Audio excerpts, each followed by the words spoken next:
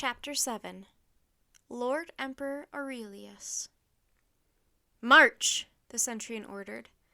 He pointed toward the Black Gate. With a centurion leading them and horsemen on either side, Jack and Annie started down the road. The midday sun still shone brightly, but the wind had picked up. Jack shivered from the cold and from fear. He'd read about Roman emperors. Some were ruthless and cruel. Some were truly insane. All of them got rid of their enemies one way or another. "I wish we could find our guy on the black horse," Jack said in a low voice to Annie, "before they find him." "I'm sure he wasn't a spy," said Annie. "Me too," said Jack. "But who was he? And where did he go?" "Quiet!" yelled a horseman. The centurion led them through the Black Gate. They stepped out into the training field. "Oh, man," whispered Jack. On the field the whole legion stood in parade formation. 6,000 armored warriors were lined up in perfect rows. The warriors were as still as statues.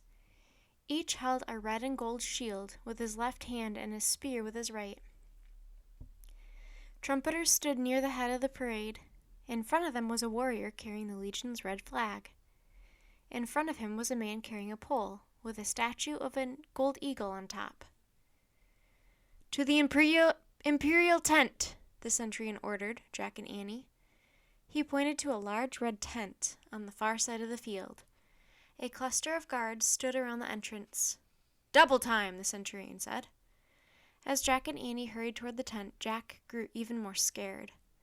Annie seemed scared too.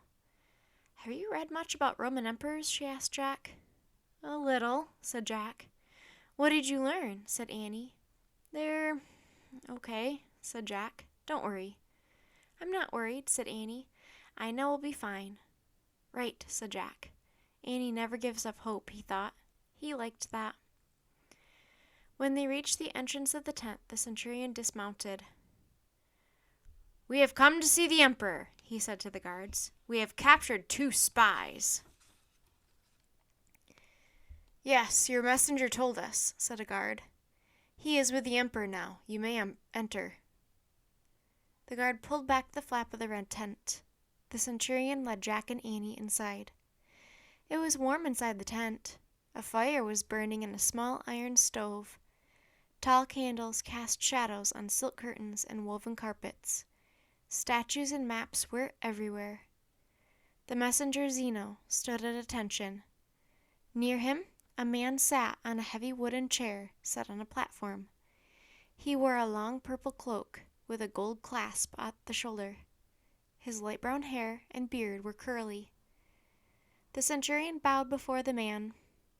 "My lord, Emperor Aurelius," he said. "Hail, Junius," said the emperor. "Our camp has been invaded by spies, my lord," said the centurion. "I have captured these 2, and I believe there is a 3rd hiding among us." "Yes, the messenger you sent has warned me,"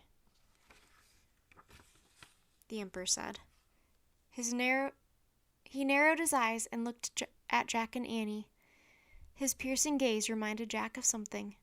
Was it the golden eagle on the lamppost at dawn? I'm sorry, my lord Aurelius," stammered Jack. "We'd like to explain." Before Jack could go on, Annie burst out laughing. "Oh, wow," she said. "What?" said Jack. "I can't believe it," said Annie. She gave the emperor a big grin. "Hail, friend!" "Has Annie lost her mind?" Jack wondered. "Stop! What's wrong with you?" he whispered. "Don't you get it?" she said. "Get what?" said Jack. "It's him," said Annie. "He's our guy. The rider on the black horse. He's not a spy. He's the emperor." Jack stared at the emperor. He couldn't remember what the rider had looked like. Most of his face had been covered by his helmet. "Junius, you and Zeno may leave us now. There is no danger of spies in our camp," the emperor said. The centurion and the messenger looked confused, but they bowed and left the tent. The emperor looked at Jack and Annie. "Hail, fellow scholars," he said. "Are you lost?"